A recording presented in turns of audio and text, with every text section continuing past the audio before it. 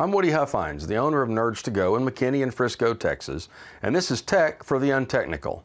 Hard disk drives and solid state drives, which one's better? Well, the first question before you ask about which one's better is what's the difference between a hard disk drive and a solid state drive? Well, hard disk drives are the things that we've been using since, well, first hard disk drive was probably invented in the mid-60s. Mass production was later than that. Before that, it was tape operating systems. But anyway, a hard disk drive acts a lot like a record player. You don't know what a record player is. Well, some of you don't. My son used to call records the big old-timey CDs, the big black ones. Anyway, like a record player, they're a spinning disc, or like a CD player, they're a spinning disc. And like a CD player or a record player or a number of electromechanical devices, hard disk drives are a combination of electronics and mechanical pieces that work together. On a hard disk drive, you've got any number of spinning disks that are stacked up, and they have a read-write head that goes back and forth across the disk to read the information that's laid down on the disk. And those read-write heads have to move laterally across the spinning disk to either write data or read data. So you have a mechanical component to them. Think of a record player that skips from song to song by itself and skips back and forth and back and forth and back and forth. The limit on that hard disk drive is often the mechanical speed with which the heads can move across that disk surface. It's helped when you have a higher RPM drive. In other words, the faster the disks spin, the more of the area of the disk that is exposed to the read or write head for any given unit of time. So if the disks are spinning quickly, the read-write head can move back and forth across that disk and get to the data more quickly. 5,400 RPM drives are slower than 7,200 RPM drives.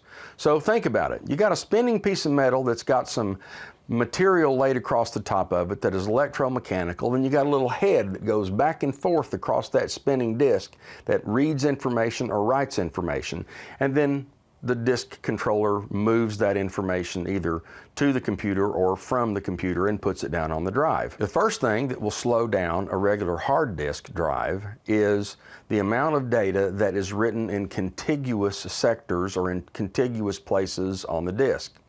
Think of it this way. If you had your closet arranged so that all the pants were in one place and all the blue jeans were next to the dress pants were next to the corduroy pants, and all the t-shirts were in one place and all the dress shirts were in another place and all the sports shirts were in another place, and then further down if you had the t-shirts arranged by color and the sport shirts arranged by color, when you went in to find an individual article of clothing, it'd be very easy to do because all the pants are together and all the shirts that are sport shirts are together and all the t-shirts are together.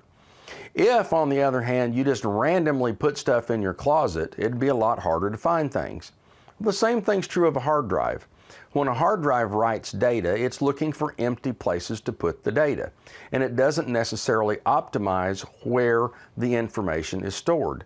So over time, as you erase things and write things on the disk, in the same way that if you take things out of your closet and put things back in your closet, and you just put stuff back in your closet wherever there's a space, then over time your pants would be mixed up with your t-shirts and your dress pants would be mixed up with your sports shirts, and it'd be harder to find.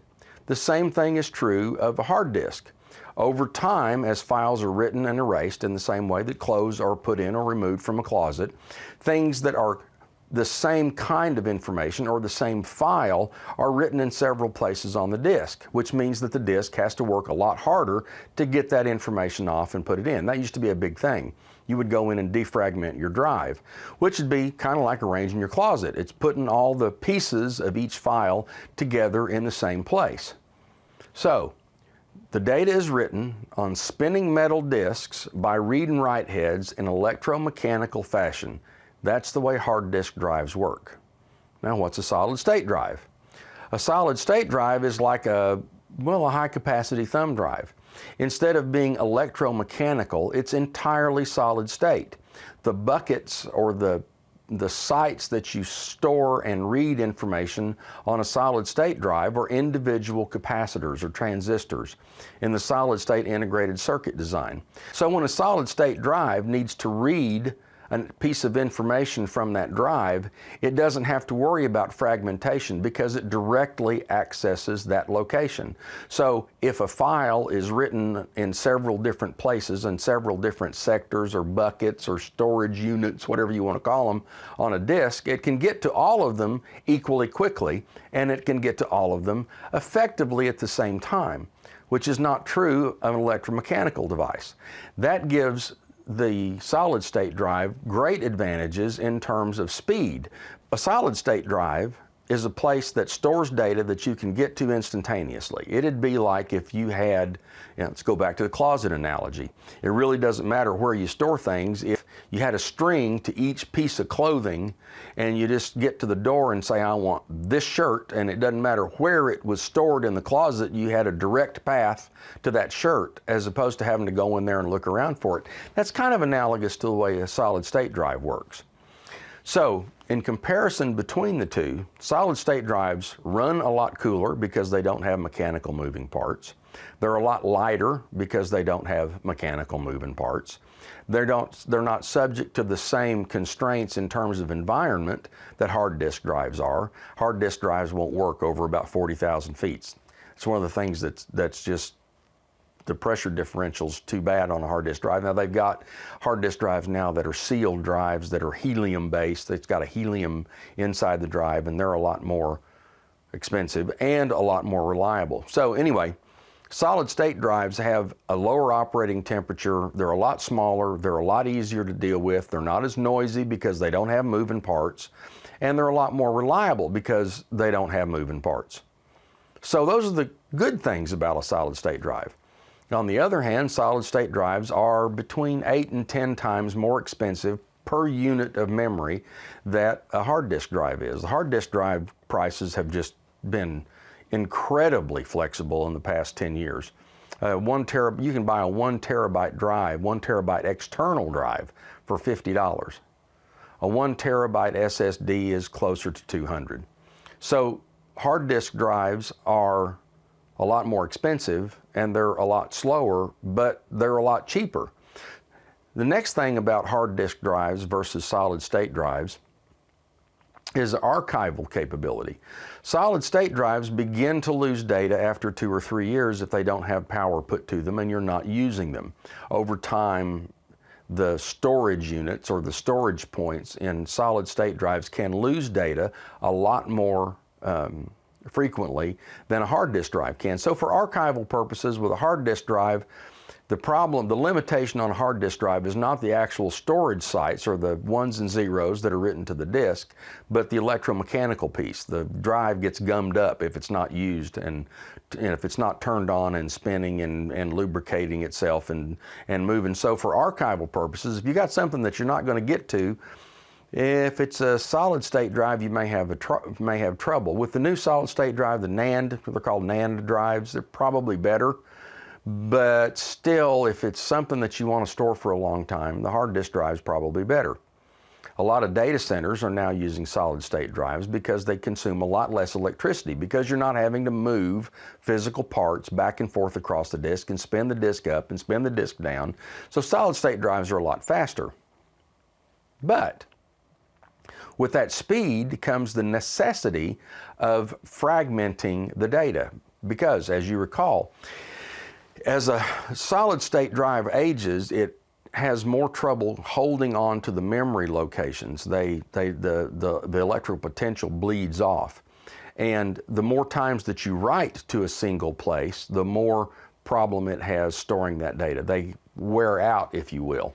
So when a solid state drive stores data, it purposefully stores it in what's called a wear leveling scheme, where it actually uses the software in the drive to move the information out across the drive and puts it in a bunch of places. So defragmentation is not a big deal with a solid state drive because it's so much faster than a hard disk drive. Now, of late, people have come up with, Intel and Apple have both come up with hybrid systems where you have a solid state drive that's linked to a spinning metal hard disk drive.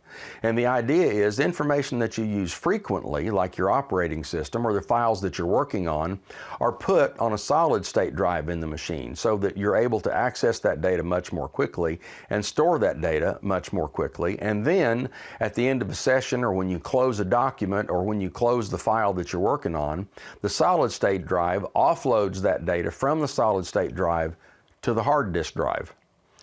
It's cheaper than having the same amount of storage in solid state space, and it's faster than having the same amount of storage straight up on a spinning metal or hard disk drive. The problem is, especially in the world of Apple, is if one or the other of those pieces of equipment fails, you can lose all the data because it's acting as one drive.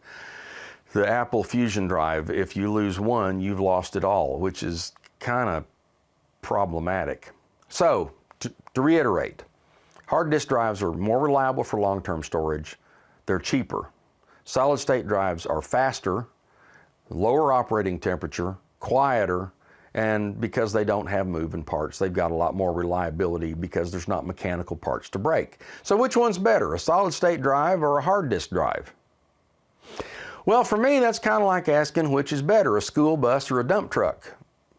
If you want to move school kids, you probably want a school bus. If you want to move dirt, you probably want a dump truck.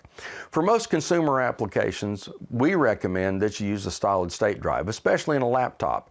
Laptops get moved around, they get bumped, they get moved while they're in operation. You're sitting on the couch doing something, and while the thing's storing things, you're moving around, and if you bump it or drop it, it could perturb the electromechanical, it can perturb those read and write heads. You have a head crash, and then you got lost data or a messed up disk, whereas a solid state drive can suffer a lot more rough handling than a hard disk drive. So particularly for laptops, solid state drives are absolutely the answer. For a desktop machine, if you have a boot drive that's a solid state drive where your operating system and your applications reside, and then you put your data on a spinning metal or hard disk drive, it's a lot better than a fusion drive, which treats them as one, because you have two different drives. That's a pretty good answer for a desktop machine, but for laptop machines, the advantages of solid state drives are just wonderful. It's like if you look at laptops, there's $300, $400, $500, $600, $700 laptops. The problem is most manufacturers move all of the specs up in a step-level function. So a $300 machine's got 4 gigabytes of RAM, and it's got a 5400 RPM hard disk drive with an i3 processor, which is a pretty capable processor, but not enough RAM and not enough hard disk. If you get to the $700 or $800 machines, then you get an i7 processor and 16 gig of RAM and a solid state drive. Ideally for consumers, what you need is an i3 processor, which is a capable processor for doing things that most people do with their computers, and team that up with a little more memory and a solid state drive, and we can custom build one for you like that. That's a better answer overall. So which is better, solid state drive, hard disk drive?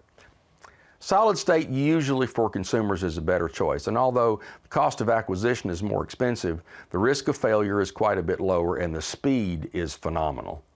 I'm Woody Huffines with Nerds to Go in McKinney and Frisco, Texas, and this is Tech for the Untechnical. If you find this information helpful or informative, click the subscribe button below, hit the notification bell, share it with your friends. Let's get the word out that we're doing these.